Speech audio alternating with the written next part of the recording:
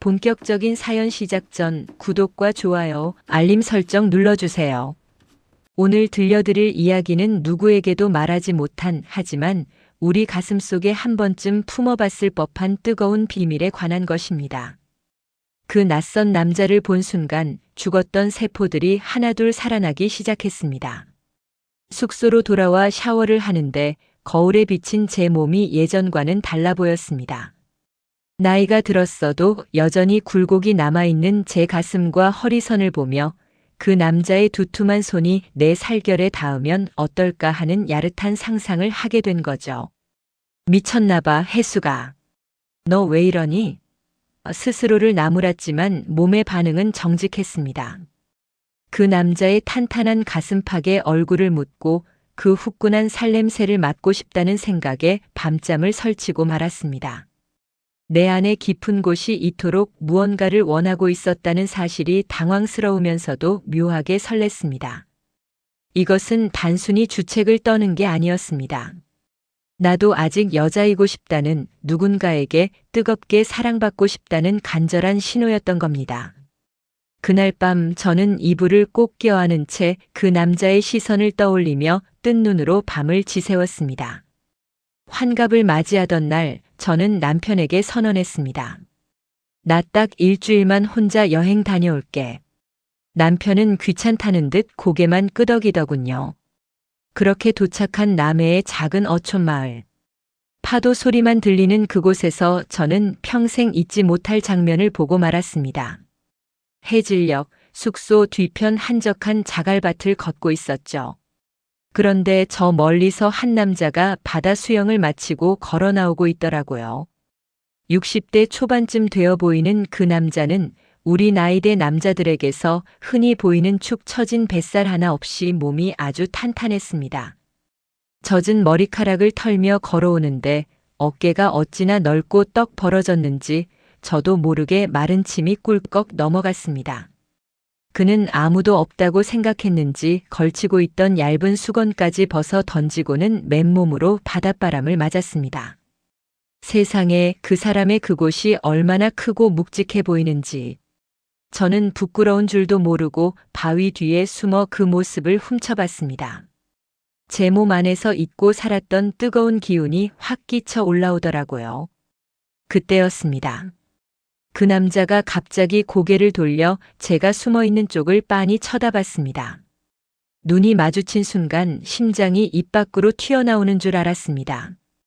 그 눈빛이 어찌나 강렬하고 이글거리는지 제 전신이 찌릿찌릿해지면서 밑바닥부터 무언가가 촉촉하게 젖어드는 게 느껴졌습니다.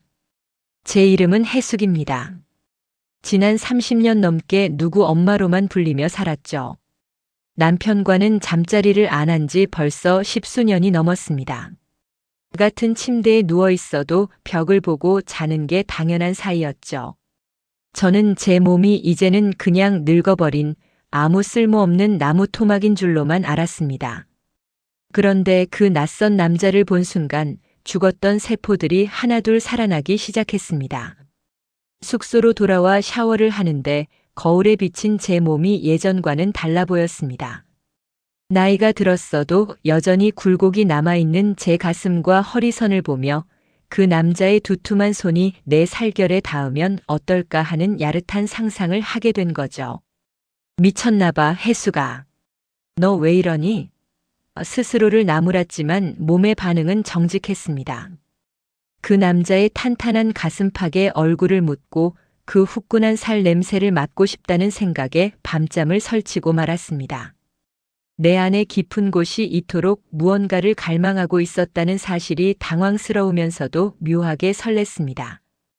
이것은 단순히 주책을 떠는 게 아니었습니다. 나도 아직 여자이고 싶다는, 누군가에게 뜨겁게 사랑받고 싶다는 간절한 신호였던 겁니다. 그날 밤 저는 이불을 꼭 껴안은 채 그 남자의 시선을 떠올리며 뜬 눈으로 밤을 지새웠습니다. 다음 날 저는 자석에 이끌리듯 마을 끝자락에 있는 작은 목공소를 찾아갔습니다. 어제 본 그 남자가 운영하는 곳이었죠. 이름은 정우라고 했습니다. 그는 상의를 반쯤 풀어 헤친 채 나무를 깎고 있었는데 움직일 때마다 붉어지는 팔뚝의 힘줄이 어찌나 섹시하던지 눈을 뗄 수가 없었습니다. 저는 용기를 내어 말을 걸었습니다. 저기 작은 소품 하나 살 수 있을까요? 정우 씨는 저를 힐끗 보더니 낮게 껄껄 웃었습니다. 어제 바위 뒤에 계시던 분이네? 그 말에 얼굴이 화끈거려 죽는 줄 알았습니다. 하지만 그는 싫지 않은 듯 땀에 젖은 매끈한 등줄기를 보이며 제게 다가왔습니다. 그가 제 곁으로 다가올 때마다 진한 땀 냄새와 나무 향기가 뒤섞여 코끝을 찔렀습니다. 그게 어찌나 자극적인지 정신이 혼미해질 정도였죠. 정우 씨는 제 손에 작은 나무 조각을 쥐어주었는데 그때 스친 그의 손바닥이 너무 뜨겁고 단단해서 저는 하마터면 소리를 지를 뻔했습니다. 그의 손가락은 마디마디가 굵고 힘이 넘쳐 보였습니다. 저 손이 내 몸 구석구석을 훑는다면 그런 상상을 하니 다리에 힘이 풀려 주저앉을 뻔했죠. 그는 제 눈을 뚫어지게 쳐다보며 말했습니다. 목소리가 참 곱네요. 눈빛도 살아있고. 그 한마디에 제 심장은 이미 그에게 항복하고 말았습니다. 여행 사흘째 되던 날 하늘이 무너질 듯 비가 쏟아졌습니다. 저는 비를 피하려 다시 목공소로 뛰어들어갔죠. 어두컴컴한 실내에는 정우 씨 혼자뿐이었습니다. 비에 젖어 옷이 몸에 착 달라붙은 제 모습을 보며 그의 눈빛이 순식간에 이글거리는 불길로 변했습니다. 그는 아무 말 없이 다가와 제 젖은 어깨를 잡았습니다. 그의 두툼하고 뜨거운 손이 제 살결에 닿는 순간 참아왔던 제 안의 둑이 터져버렸습니다. 그는 저를 작업대 위로 번쩍 들어올렸습니다. 차가운 나무의 감촉이 엉덩이에 닿고 그 위로 정우 씨의 묵직하고 단단한 몸이 덮쳐왔습니다. 더는 못 참겠어. 그의 낮은 목소리가 귓가에 울리고 그의 입술이 제 목덜미를 강렬하게 파고들었습니다. 거친 손길이 제 옷 속으로 파고들어 길을 잃고 헤매던 제 가슴을 꽉 움켜쥐었습니다. 저는 저도 모르게 그의 등에 매달려 거친 신음을 뱉어냈습니다. 이미 제 몸은 그를 받아들일 준비가 되어 흥건하게 젖어 있었습니다. 30년 넘게 닫혀있던 제 몸의 문이 그의 강인한 힘에 의해 활짝 열리는 순간 저는 말로 다 표현할 수 없는 황홀함을 느꼈습니다. 빗소리는 점점 거세졌지만 제 귀에는 오직 정우 씨의 몰아치는 숨소리뿐이었습니다. 한참 열기가 달아올랐을 때 밖에서 누군가 문을 두드리는 소리가 들렸습니다. 정우 형님 계세요? 동네 동생인 모양이었습니다. 심장이 덜컥 내려앉았지만 정우 씨는 멈추지 않았습니다. 오히려 제 입술을 자기 입술로 막아버리며 더 격렬하게 몸을 움직였습니다. 누군가 바로 문 밖에 있다는 스릴 때문이었을까요? 제 몸은 평소보다 몇 배는 더 예민하게 반응했습니다. 정우 씨의 단단한 그것이 제 안을 꽉 채우고 휘저을 때마다 저는 비명을 참느라 온몸에 힘을 주어야 했습니다. 땀방울이 뒤섞여 서로의 몸이 질척질척하게 부딪히는 소리가 정적을 깨트렸습니다. 밖에서 부르는 소리가 멀어질 때쯤 우리는 절정을 향해 치달았습니다. 그의 묵직한 움직임이 끝을 향해 가자 저는 그의 어깨를 꽉 깨물며 온몸을 바르르 떨었습니다. 온 세상이 하얗게 변하는 기분이었죠. 남편과의 수천 번의 잠자리에서도 느껴보지 못한 진짜 여자로서의 희열을 예순이 넘어서야 처음 알게 된 겁니다. 폭풍 같은 시간이 지나고 우리는 서로의 땀을 닦아주었습니다. 정우 씨의 품은 마치 큰 바위처럼 든든하고 따뜻했습니다. 그는 제 이마에 키스하며 속삭였습니다. 당신 정말 대단해. 그 말 한마디가 그 어떤 명품 선물보다 제 가슴을 벅차게 만들었습니다. 그날 이후 저는 제정신이 아니었습니다. 자다가도 정우 씨의 그 비릿한 살 내음이 코끝을 스치는 것 같아 벌떡 일어났습니다. 거울 속에 비친 제 모습은 예전의 그 시들시들한 여자가 아니었습니다. 눈매에는 생기가 돌고 입술은 누군가의 온기를 기억하듯 발갛게 부풀어 있었죠. 서울에 있는 남편에게 전화가 와도 귀에 들어오지 않았습니다.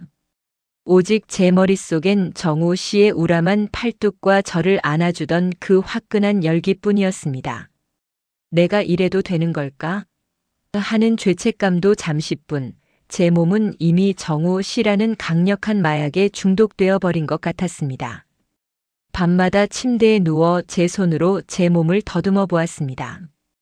그의 손길이 닿았던 곳마다 화끈거리는 잔상이 남아 있었습니다. 혼자서 달래보는 밤은 비참하기보다 오히려 그날의 기억을 선명하게 만들어 주었죠. 저는 제가 이토록 뜨거운 여자였다는 사실을 일깨워준 그가 너무나 고마우면서도 원망스러웠습니다. 남편의 무뚝뚝한 문자를 볼 때마다 정우 씨의 다정한 눈빛이 겹쳐 보였습니다. 이제 예전으로 돌아갈 수 있을까요? 껍데기뿐인 아내의 삶으로 만족하며 살 수 있을까요? 제 마음은 이미 그 섬마을 목공소 작업대 위에 두고 온 것만 같았습니다. 여행의 마지막 날, 저는 다시 정우 씨를 찾아갔습니다.